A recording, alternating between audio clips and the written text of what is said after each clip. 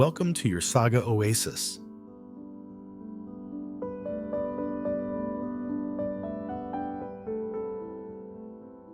Loving the wrong person. Why do some people always seem to struggle with relationships? Why do their relationships frequently fall apart? Why do they always end up with the wrong people? Is it because they are unlucky in love? They repeatedly fall into toxic relationships, leaving themselves feeling exhausted, weary, and deeply hurt. Join us in today's video as we explore the answers to these questions. Before we dive into the reasons, let's clarify the concept of loving the wrong person. Loving the wrong person is not just about lacking passionate, fiery feelings. In reality, true love is not solely based on intense emotions or a strong feeling of excitement when being with someone. Helen Fisher, in a TED Talk, pointed out that the chemical reaction creating this feeling of love excites our brain as if it's on cocaine. As this effect gradually wears off, the feelings also diminish. This means that initial feelings, no matter how strong, will fade over time and cannot be a measure of the longevity of love. So, what other signs should we look for to know if our relationship might be in trouble?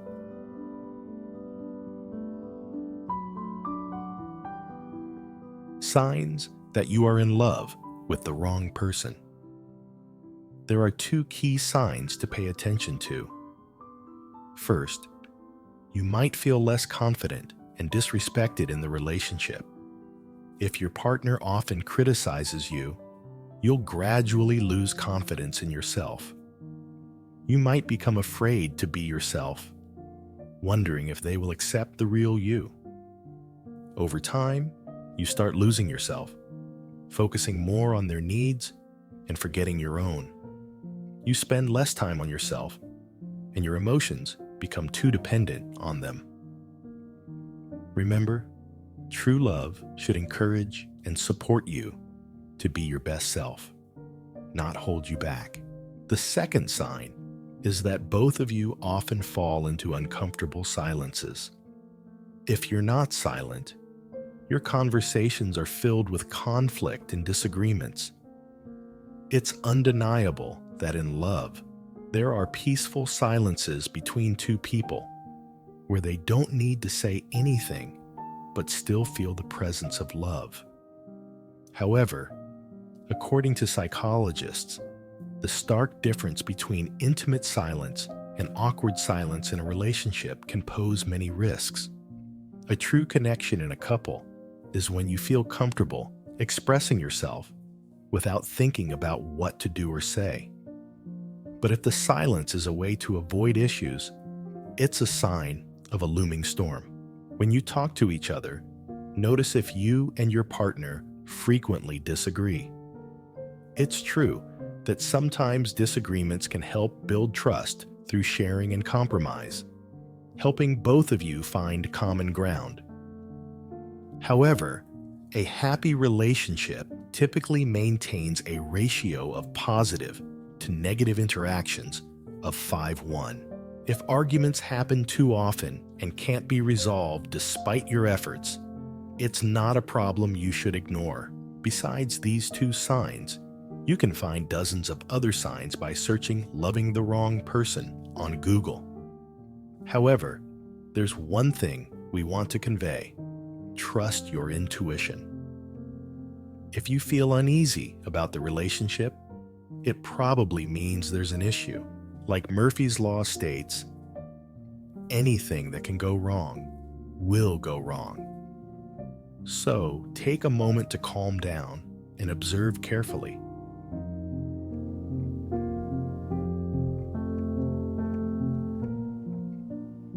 Why do you always choose the wrong person? The signs mentioned above indicate that we need to seriously reassess our current relationship. Recognizing the signs is one thing, but many people, despite their good nature, continually struggle with love time and again. Why is that? They often choose relationships they know won't succeed, investing time in people they know will hurt them. In reality, it's not by chance that they always choose the wrong person. Some believe it's due to past karma or their connection with a spirit from a past life or another realm, often causing them trouble in finding or maintaining relationships. However, from a psychological perspective, we can fully explain this. The first reason we need to pay attention to is the formation of a negative pattern in each person's mind, also known as a bad role model. According to psychologist John Gottman, our attraction and criteria for choosing a life partner are often the result of a phenomenon called imprinting. This imprint is the result of a combination of many factors, including how we were loved or deprived of love, the intimacy and security from our parents. This theory is further developed by Dr. Harville Hendrix, who asserts that the feeling of being attracted to others stems from a subconscious desire to resolve past issues. Basically, this theory suggests that we unconsciously seek a life partner based on the model of those who raised us. By resolving issues with this partner, we try to heal the long-term wounds caused by our caregivers. These relationships provide opportunities for healing, but they also have the potential to worsen those wounds. For instance, if you had a critical father, you might be attracted to a man who also tends to be critical. You strive to earn his love and approval to heal the wounds from your father's rejection. Unfortunately, those raised in abusive or broken families tend to become accustomed to violent and abusive behavior, considering it a normal part of life. They often carry this into adulthood, frequently choosing partners who exhibit behaviors like alcoholism, violence, control, yelling, or similar negative traits almost unconsciously, even if they have tried to avoid it. The second reason relates to low self-esteem. Sometimes we choose the wrong person because we don't feel we deserve anything better. We underestimate ourselves, partly due to how we were treated in the past. We think we have no value and accept less than perfect situations out of fear that nothing better will come along, believing that something is better than nothing. When you don't respect yourself, others won't respect you either. This particularly attracts bad people who see you as easy to exploit. When we have self-esteem, we can protect ourselves by setting clear boundaries in toxic relationships. We will have a strong sense of independence and not rely on others. The next reason involves the fear of being alone, also known as monophobia. Many people rush into new relationships and continuously move from one to another. They do this to avoid feeling lonely, anxious, or experiencing other negative emotions. For these individuals, the sense of security from having someone by their side becomes more important than the quality of the relationship itself, even if it causes a lot of pain. Relationships that exist only to fill the void of loneliness, rather than being built on a solid foundation of love and respect, often become the source of many problems. People in such relationships are prone to betrayal, frequent arguments, and have difficulty finding common ground.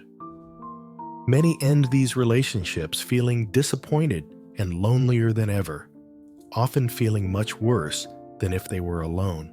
The final reason we can consider is due to the FOMO syndrome and pressure from social prejudices.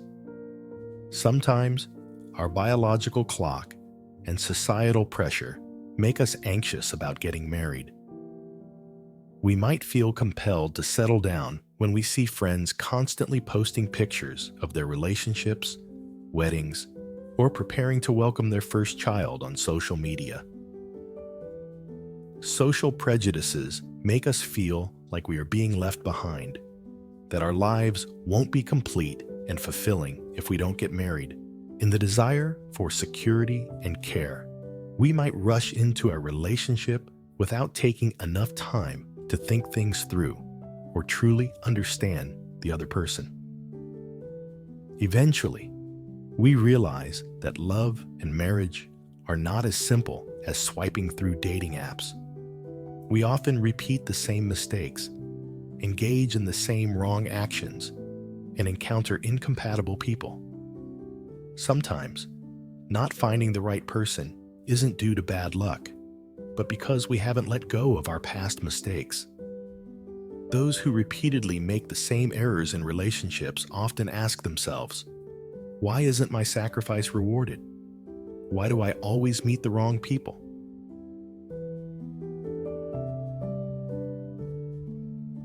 So what should we do? In reality, many people don't realize that love may not always be reciprocated, no matter how hard you try. Therefore, when love is unrequited, don't try to understand why. When it's time to let it go, be brave enough to let it go. When it's time to break up, be determined to break up. Otherwise, happiness will become even more distant.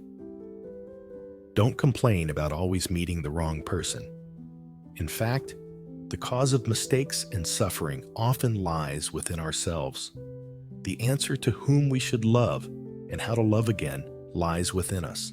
Every relationship we encounter in life comes with valuable lessons that help us grow. If you always keep a relaxed mind, romantic relationships will operate in a calm and gentle energy cycle. Love is what makes people feel happy. So no matter what, give yourself a reason to believe in love, and give yourself a strong heart to feel it. Not believing in the existence of love will make life incredibly hopeless and rob it of its inherent strength. Many people might advise you to love with all your heart so that you won't have any regrets later, but you might not see it that way. We should always be cautious in every relationship, not out of practical calculation, but because we cherish everyone who has entered our lives. We think seriously about each relationship because we want to have an exit strategy for both if any issues arise, to protect ourselves and the other person from getting hurt. Love is often driven by emotions, but loving without reason can easily lead to blindness. Even though it means we are being strict with our hearts, we must admit that in the early stages of a relationship, we should let things progress slowly. Create an environment that allows the levels of interest and attraction to gradually develop over time, rather than immersing yourself in the intense emotional storm of love. There is no specific formula for love. Everyone has their own way, so listen to your heart. But don't forget to also listen to the voice of reason. It's not that you always choose the wrong person, but rather that you carry the psychological burden of what you think you must do. Demanding, perfectionism, and high expectations of yourself and your partner can exhaust both of you. If you find yourself caught up in these issues, slow down a bit. Spend more time on self-care, love yourself more, build your confidence, and spend more time talking and interacting with your partner. Wishing you all much love and to be deeply loved in return.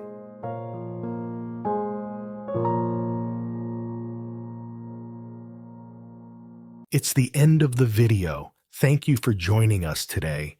And don't miss out on more videos from us by subscribing and turning on the notification bell icon.